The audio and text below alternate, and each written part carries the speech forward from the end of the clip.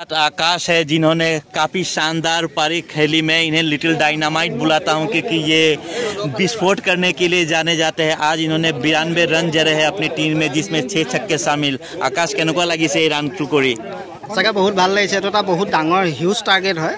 10 অভাৰত 162 মানে এটা বহুত ডাঙৰ টাৰ্গেট হ'লেও মানে কি বলটো আপোনাৰ বেটত টিকিলে মানে পাৰ হৈ যায়। সেইটো কাৰণে ইমান টেনশ্যন লোৱা নাছিলোঁ আৰু আমাৰ বেটছমেনো ভাল আছিলে। চ' মই ভাবিছিলোঁ মোৰ প্ৰথমতে বেটিঙত মানে কি আছে দুটামান বল কানেক্ট হোৱা নাছিলে, ত' মোৰ অকণমান কনফিডেঞ্চটো ল' হৈ আছিল। যেহেতু মই অফছাইডত 6 এটা মাৰিছিলোঁ, তেতিয়া মোৰ কনফিডেঞ্চটো হাই হৈ গৈছিলে। তাৰপিছৰ পৰা কণ্টিনিউ তেতিয়া টিকি আছিলে আৰু ভাল লাগিলে যে গোটেই লাষ্টলৈকে খেলি পেলাই টিমটো জিকাব পাৰিলোঁ। সেইটো এটা বহুত ভাল লাগিছে।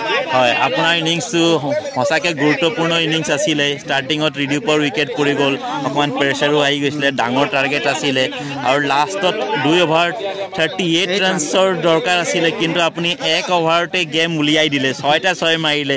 এই 6টা 6 মাৰি আপোনাৰ কেনেকুৱা ফিলিংছ আহিছে?